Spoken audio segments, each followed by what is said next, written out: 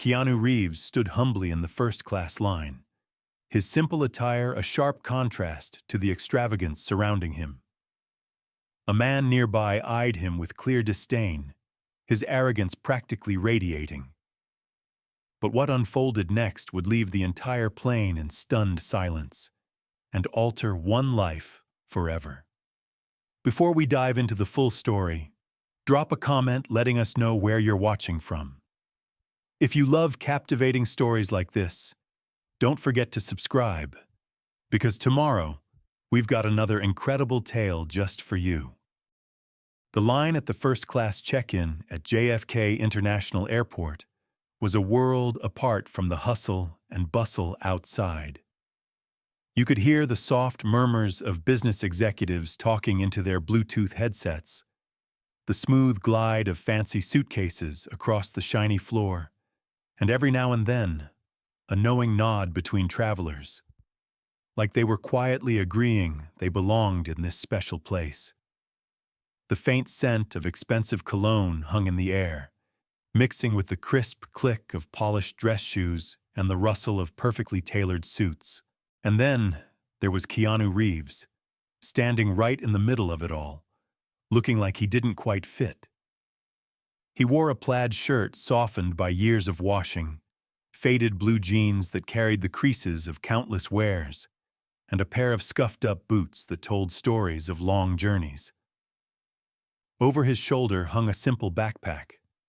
Not one of those sleek designer carry-ons, mind you, but a rugged, well-loved bag that seemed to have been with him forever. There wasn't a hint of flashiness about him, no loud show of wealth, no effort to make a statement. But somehow, that plainness made him stand out even more. Keanu stood there, calm as could be, not fidgeting a bit. While everyone else checked their watches, tapped away at their phones, or sighed at the slow line, he just watched. His eyes drifted over the crowd, not bored, but curious, like he was taking in the little moments of life that others were too hurried to notice. Maybe it was the way the pale light streamed through the big glass windows onto the floor, or the faint giggle of a child somewhere in the distance. He wasn't rushed, wasn't tense. He was just there. A few steps behind him, Ethan Carlisle noticed him, but not in a friendly way. Ethan wasn't the kind of man who let anything slip by without sizing it up. He had a knack for figuring people out in seconds, judging them, placing them in his mental pecking order. With his neatly combed hair streaked with silver, a navy suit tailored to fit like a glove, a gold watch that caught the airport lights just so, and glossy Italian leather shoes that clicked sharply with every step, he carried power like it was part of him. As the CEO of Carlisle Enterprises, a billion-dollar company that snapped up big corporations like they were small fry, Ethan had built his life on being in charge, on knowing exactly where everyone stood. So when his eyes landed on Keanu, the first thing he felt was irritation.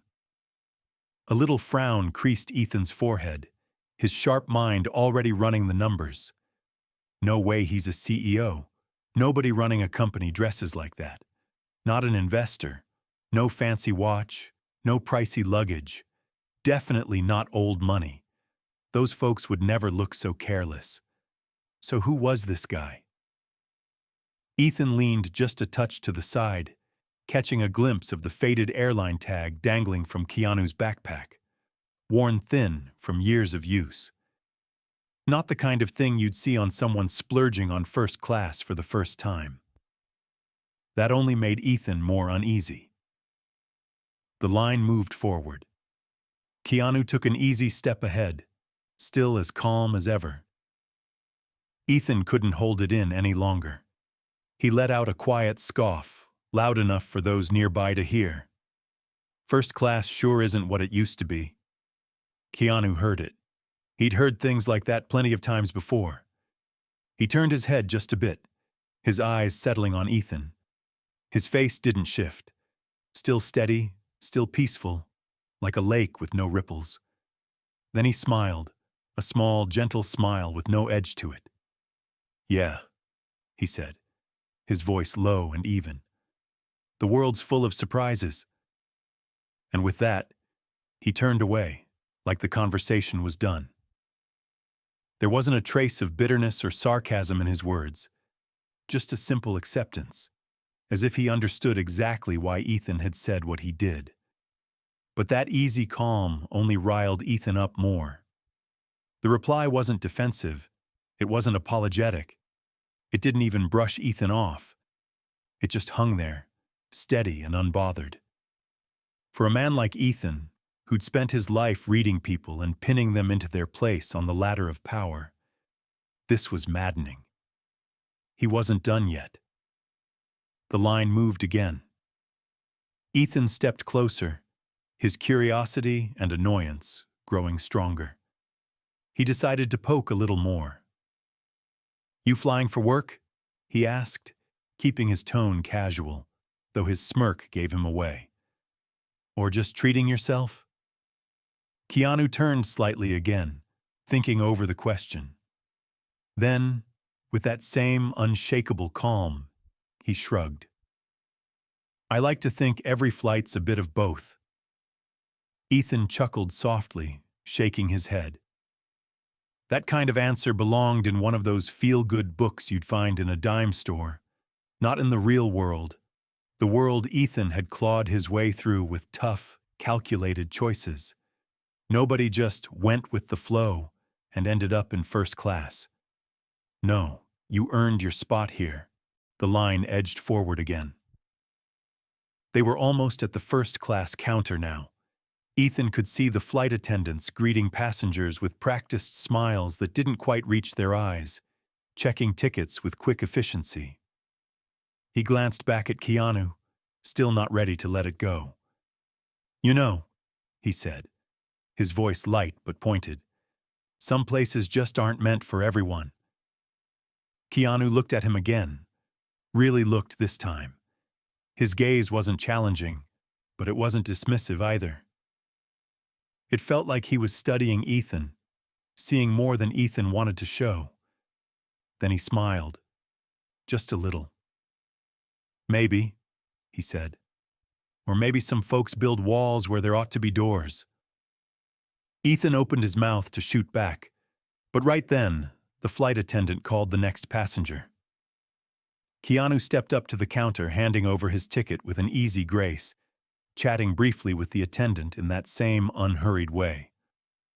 A moment later, he turned, gave Ethan a polite nod, and headed toward security. Ethan stood there, frowning, Keanu's words echoing in his mind more than he cared to admit. He didn't know it yet, but this flight was about to teach him something he'd never forget. The first-class cabin was like stepping into a quiet little heaven.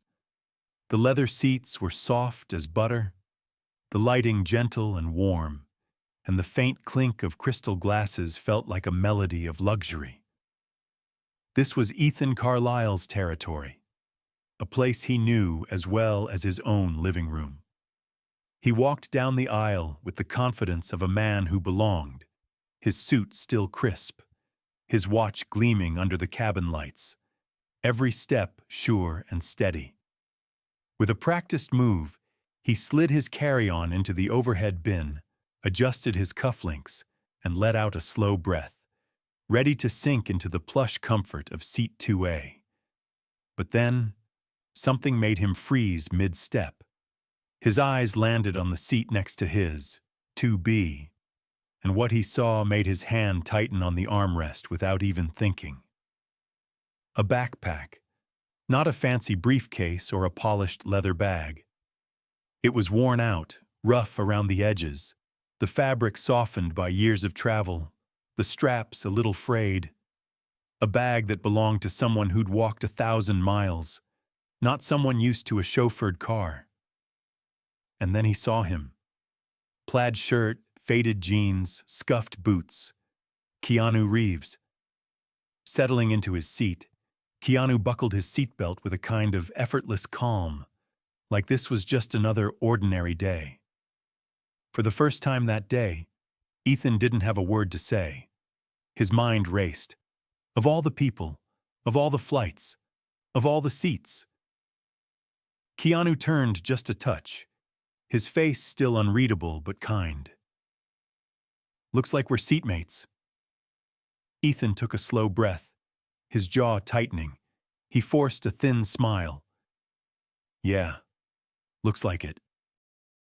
It took all of 3 minutes before Ethan felt it, that itch he couldn't ignore, the need to take charge, the need to size up, sort out, and above all, put himself above the man sitting next to him. That's how life worked, after all. People had their place, and Ethan had spent his years mastering how to figure out where they fit, and making sure they knew it too. But this guy, this scruffy, laid-back fella in a plaid shirt and old boots, didn't fit anywhere Ethan could pin him. And that made Ethan restless. He shifted in his seat, turning a little toward Keanu, tugging at his sleeve just so, letting it be known he was about to start a conversation, the kind that quietly set the pecking order straight. He kept his voice easy, like it didn't matter much. So what do you do? Keanu was still tucking his backpack under the seat ahead of him. He moved slow, not a hurry in him, like the question could wait as long as it needed to. Finally, he looked up. I work in film. Ethan's eyebrows went up a hair. Now that was something. Film. Could mean anything, though. He leaned in just a smidge, his mind already filling in the blanks. A struggling filmmaker, maybe? A guy hauling equipment on movie sets? Some editor scraping by on odd jobs? A little smirk tugged at Ethan's mouth. This was his game. Oh, he said, tilting his head. Independent stuff? Commercials? Small potatoes? There was a flicker in Keanu's expression. Not upset, not defensive, just knowing. Like he'd heard this line 100 times before. His lips curved slightly, voice still soft. Something like that.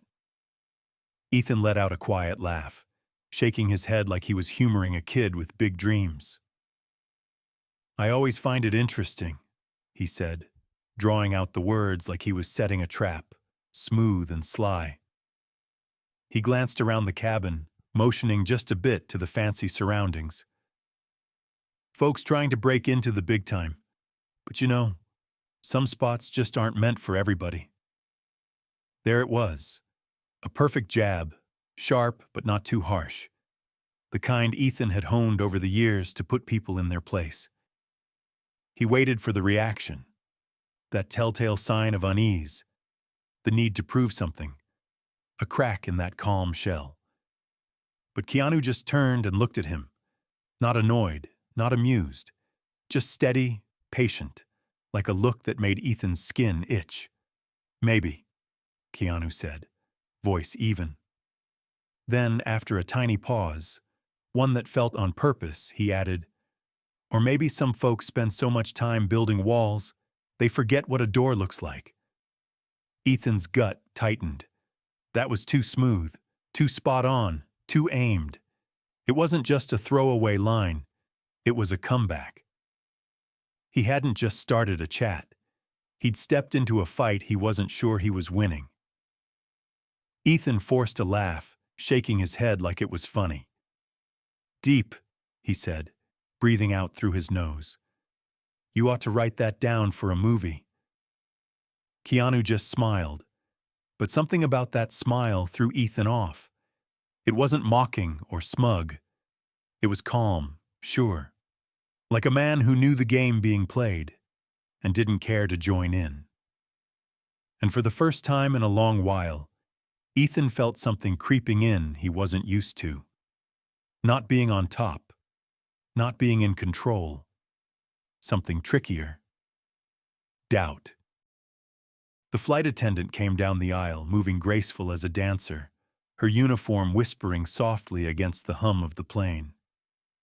She had that polished ease you only see in first class, where the air feels lighter, the service is top-notch, and folks expect nothing less than perfection without saying a word. She stopped by their row, smiling polite as could be. "Would you gentlemen like something to drink?" Ethan didn't miss a beat. Leaning back in his seat, he took his time fiddling with his cufflinks, letting that easy confidence of money and status shine through. When he spoke, it was with the sureness of a man who always got his way. "Something refined," he said, smooth as silk, flashing the smile that had sealed billion-dollar deals. "Something that fits first class." The attendant nodded, pouring a glass of fine champagne, the golden bubbles catching the cabin light as they filled the crystal flute. Pleased, Ethan reached for it, his fingers curling around the stem like he'd done it 1,000 times. He turned a bit, smirking at Keanu. "And you?" Keanu sat there, no rush, no fuss, like he'd made up his mind long before she asked. He looked up at her, voice quiet and steady. "Just water, please." It was so plain it almost felt rude. Ethan's smirk grew. "Water? That's all?" Keanu nodded, unbothered, taking the bottle with a simple ease. He twisted the cap off and took a slow sip. Then, "Casual as you please," he said. "Not everything needs a fancy label to matter." The words were plain, but they hit Ethan harder than he expected. He chuckled, shaking his head, like he was indulging some starry-eyed youngster. "That's a nice thought," he said, lifting his glass a touch, like he was toasting his own point. "But let's be honest, some folks settle for less because they don't know what they're missing." Keanu didn't flinch.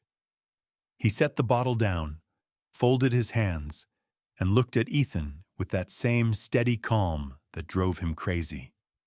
Then, slow and deliberate, he said, "Or maybe some folks chase after more because they're scared of what they'd find in less." That hit different. Ethan felt it before he could figure it out. A shift, small but real. A turn of the tables. For the first time, he didn't have a quick comeback. He blinked, his fingers tightening on the glass, like he suddenly noticed how fragile it was. Around them, the murmurs of other passengers seemed louder. The mood had changed, and it was clear Ethan wasn't coming out on top here. Ethan wasn't used to silence like this. He lived for talking, not just chit-chat, but the kind that set the rules, that reminded folks where they stood in life's pecking order. And now here he was, stuck in a quiet that didn't favor him. It felt wrong, off somehow. For years he'd been the loudest voice in any room, the sharpest mind, the one who called the shots. When he spoke, people paid attention. When he laughed, it steered the talk. When he waved someone off, that was that. But now, what was this feeling? Challenged? Caught out? Number annoyed. That's what it was. The way the cabin's energy had shifted. The way the conversation had turned on him. It got under his skin. He shifted in his seat, cleared his throat, and leaned forward a bit, narrowing his eyes. If Keanu thought he could out-talk him, he had another thing coming. "You know," Ethan started, voice smooth but with an edge. "Folks who go on about humility and simplicity are usually the ones who never got a taste of real power." A careful strike, a reminder that wealth, influence, success weren't just ideas. They were earned. Keanu didn't answer right off. He just looked at Ethan, face still unreadable, eyes steady. No twitch, no flicker of doubt. Just that calm that made Ethan squirm. Then, at last, he spoke. And folks who need to keep telling others how powerful they are. Keanu's voice was even, measured. Are usually the ones who feel the weakest. Ethan's jaw clenched. That wasn't just a passing comment. That was a bullseye, cutting right into something Ethan wasn't ready to face. His hand gripped the armrest for a second before he made himself relax, laugh it off. "Cute," he said, shaking his head like it tickled him. "You should write a book." Keanu's face didn't budge. His eyes held Ethan's just a beat too long, enough to rattle him in a way he couldn't pin down. Then, calm as ever, he said, "Some books are better lived than written." Ethan let out a sharp huff, shaking his head. Just dodging, that's all it was. But inside, something shifted. Those words stuck around longer than they should have. He wanted to push back, take control, turn things his way again. But for the first time in years, he felt backed into a corner. And that feeling, that slow dawning, was worse than anything. The flight attendant came back, her polite smile still in place. But this time there was something more. A little nod of recognition, a subtle change in how she carried herself. She turned to Keanu. "Mr. Reeves, the captain asked me to let you know your connection in Tokyo's all set. He sends his regards, too." Simple words. Routine. But right then, they changed everything. The cabin stirred. Whispers rippled out, slow and steady like waves on a pond. Soft gasps, sneaky glances. Folks started to catch on, first in murmurs, then in hush. Keanu Reeves. Keanu Reeves. The name sank into Ethan's chest like a heavy stone, pressing down, hard to breathe around. His throat went tight. His mind spun. Every smart remark, every little dig, it all played back in his head, clear and cruel. All this time he'd been picking at a man who didn't need to prove a thing. A fella respected the world over. A man whose quiet ways and outlook stood against everything Ethan had been trying to show off. Keanu turned to him then, face still steady, still calm, still sure. "Something wrong?" he asked, voice light but with a deeper note. Ethan opened his mouth, then shut it. What could he say? That he'd just spent a whole flight showing off his own weak spots? That the game he thought he was playing wasn't a game at all? He let out a slow breath, sank back in his seat, quiet as a mouse. For the first time in years, Ethan Carlyle felt small. The cabin didn't settle back down. Even as the attendants moved through, topping off drinks and picking up empties, the air stayed heavy with what everyone had just seen. Ethan felt it. The looks, the whispers from folks who'd been watching, listening. Some kept it low. Side glances, a quiet word to the person next to them. Others didn't bother. A lady across the aisle, elegant in her silk blouse and pearl earrings, shook her head a little and murmured, "Unbelievable." He really thought he could talk down to Keanu Reeves. A younger fella a few rows up muttered, "That was hard to watch." His buddy chuckled low. Guy got put in his place right then and there. Ethan's ears burned. The judgment was thick around him, no escaping it. He could shrug off one man's words, but not this.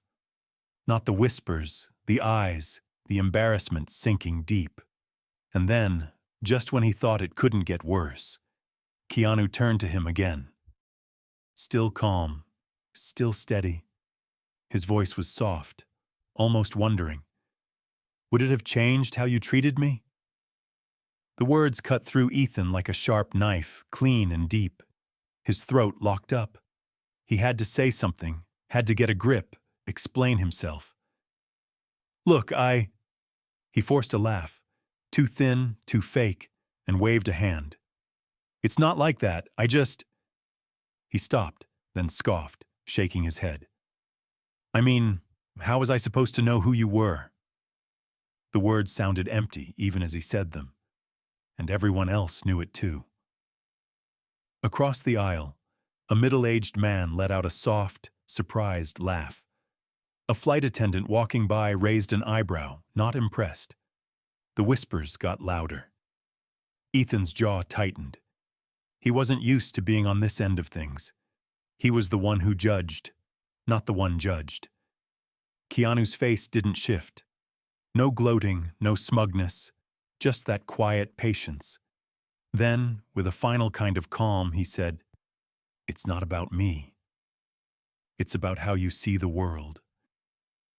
The whispers stopped. A heavy quiet settled over them, thick and real. Ethan felt it press into him, tugging at something deep he'd kept buried for years. He'd spent his whole life thinking status was what made you worth something.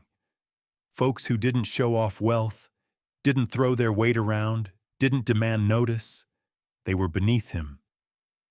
But here, right next to him, was a man who'd earned all the success Ethan ever chased, and didn't need any of it to say who he was. For the first time in a long spell, Ethan had nothing to say. He breathed out slow, turned his eyes to the plane window. His own face stared back at him, but for the first time, he didn't like what he saw. He barely noticed the world slipping by outside, the soft streaks of clouds below. Because inside, something was moving. Something he wasn't sure he could push aside anymore. The landing gear touched down with a gentle thud, the plane settling onto the runway smooth as silk. Around them, the cabin came alive. Seatbelts clicked open, folks stretched, voices picked up, and phone screens glowed as people checked back into the world. But for Ethan Carlyle, the world had already turned upside down. He sat still, hands resting loose, eyes fixed ahead. For the first time in ages, he didn't feel like the biggest man in the room. And it wasn't because of who Keanu was. It was because of who he'd been. He'd spent so much time showing off, proving himself, thinking his worth came from what he could flash around. But Keanu had sat beside him for hours, offering nothing but a quiet sureness, a presence that earned respect without asking for it. The difference was night and day. Keanu didn't need to show he belonged, and that was real strength. The seatbelt sign went off. Keanu stood first, grabbing that worn-out backpack, the same one that had bugged Ethan from the start. Funny how something so plain had come to mean everything he'd gotten wrong. And then, before Keanu could walk off, Ethan spoke up. "I need to say I'm sorry." His voice was quieter than he'd figured. Not planned, not polished, just honest. Keanu paused, turning back a little, waiting. Ethan swallowed, throat dry as dust. "Not just because of who you are." He breathed out, then made himself meet Keanu's eyes. "But because of who I was." The words hung heavy between them. For once, Ethan wasn't talking to win. He was talking to change. Keanu looked at him, then, in that way only he could, gave a small, knowing nod. "Success isn't what you carry with you," he said, voice steady and calm. "It's what you leave behind." Those words sank deeper than Ethan expected. Keanu turned and stepped into the aisle, blending into the slow line of folks heading out. Ethan watched him go, his figure fading into the crowd, but somehow what he'd left stayed right there. This time Ethan didn't rush to be the first off the plane. He sat, staring at his reflection in the dark screen of his switched-off phone. It wasn't about who was watching. It wasn't about who came out on top. It was about what kind of man he wanted to be when he stepped off that plane. And for the first time, he wasn't sure he knew himself anymore. Ethan Carlyle had spent his whole life chasing power, putting up walls around himself, measuring his worth by what he'd done, the fancy things around him, and the kind of people he let into his circle. But it took a stranger on a plane to show him what really counted. Not money, not clout, not the idea he could control everything, but something simpler, truer. At its heart, this story isn't just about Ethan and Keanu. It's about all of us. Because sometime or other, we've all been Ethan, quick to judge, eager to show we're something, mixing up being in charge with being important. We build our own little first-class worlds, figuring our value by what we've got, what we've done, or how we stack up against the next fella. But maybe the real question isn't who's sitting beside us. It's how we choose to see them. How many times have we sized someone up just by how they look? How often do we think a big title means a big worth? And how many chances to learn, to connect, to grow have we let slip by because we were too wrapped up in proving ourselves? Keanu didn't preach about success. He lived it, not the way Ethan saw it. Not with riches, sway, or big shows of power, but with presence, quiet confidence, and a sense of what lasts. Because in the end, success isn't what you take with you. It's what you leave behind. Not cash, not control, but influence, respect, honor, and maybe the biggest twist in this tale? Ethan spent that whole flight thinking he had the upper hand, that he was above a man who didn't belong. But when the plane touched down, Keanu walked off the same as ever. Ethan was the one who had to catch up. What's the lesson here? Next time we catch ourselves judging someone at a glance, thinking we've got them figured out, their worth pegged, or whether they fit in, stop a minute. Look closer. Because real worth, it's not in the seat you're sitting in. It's in how you treat the person next to you. If this story got you thinking, pass it along to someone who might need to hear it. And don't forget, true success isn't about what you've got. It's about who you are.